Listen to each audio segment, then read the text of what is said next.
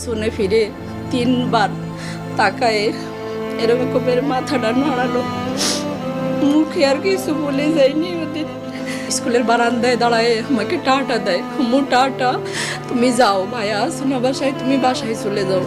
ওই রুমেই আমার খুব কষ্ট হয়ে গেছে। আমি একটা সেকেন্ডের জন্য যদি ঠিক মতো শান্তিতে ঘুমাইতে পারছি, মানে চোখ লেগে আসতেছে তাও ঘুম আসে না, যে ঘুমাবো কীভাবে। আমি সারাদিন ঘুমাই, কিন্তু এই কয়েকদিন আমি মানে ঠিক মতো ঘুমাইতেও পারি না, আর আমার খিদেও লাগতেছে না, আমার কিছু খাইতেও ইচ্ছে করতেছে না। মানে ওর জন্য একটা খুঁজতে গেছি, বাট ওই আইসক্রিমটা পাইনি। ওনার একটা আইসক্রিম ওকে কিনে খাওয়াইছি, বলছি যে তুমি এটা খাও, আমি তোমাকে পরে কিনে দেবো। পরে বলছি যে তুমি আজকে আইসক্রিম কিনে দিও। আমি বলছি ঠিক আছে, তুমি যাও, টিফিন টাইমে যখন স্কুল ছুটি হবে তোমার জন্য কিনে আনবো।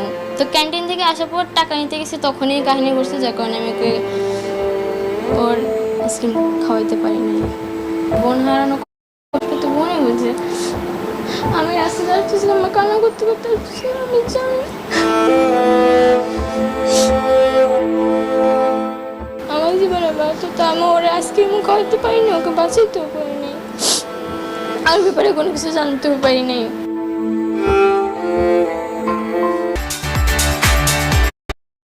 পছন্দ করে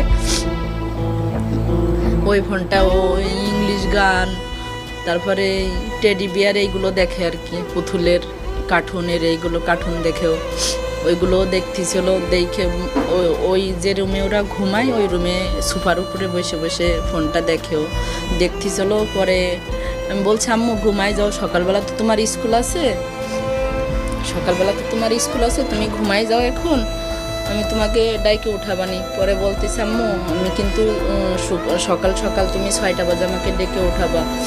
আর আমি ফার্স্ট বেঞ্চে, ও সবসময় চেষ্টা করতো ফার্স্ট বা দ্বিতীয় বেঞ্চে বসার জন্য।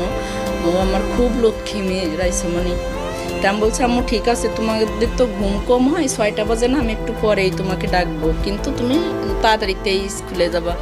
তা বলতেছে ঠিক আছে আম্মু, তো আধা ঘন্টা আগে আসবো। আমি আধা ঘন্টা আগেই উপস্থিত থাকি আমার মেয়েদেরকে আনতে। পরে আমি চলে আসি, আম্মু তুমি ঠিক মতো লেখো। আমার রোজকার রুটিন একটাই, আমি দিয়ে ব্যাক করার সময় আরে শৈল দু বলে আসতাম আম্মু তুমি সুন্দর মতো লেখো, যা লিখতে দেয় মিসরা তুমি সুন্দর মতো লেখো, এই কথাটা আমি বলতাম। আর ওর রোজের রুটিন ছিল আম্মু টাটা, তুমি যাও। কিন্তু আর আমার পাখির মুখের কোনো কথা আমি শুনিনি।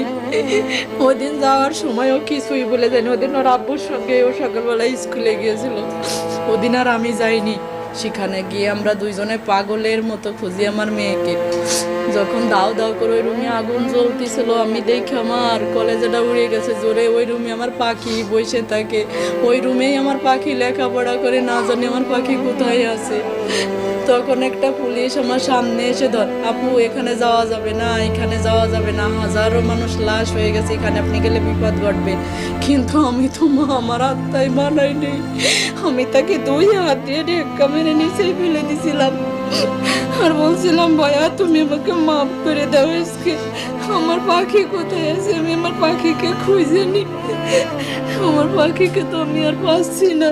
এখনো ডিএনএ টেস্ট আমারও নেছে, ওর আব্বুরও নেছে, ম্যাচ হয়নি এখনও। কবে রিপোর্ট আসবে, 2 দিন পরে 3 দিন পরে কবে আসবে তার কোনো ঠিকানা নাই এখনও। আপনারা শুধু দোয়া করবেন আমি যেন আমার বাচ্চাকে, জীবিত তো আর পাইনি, কিন্তু লাশটা যেন পাই, আমার পাখির যে শেষ স্মৃতি হিসেবে থাকে।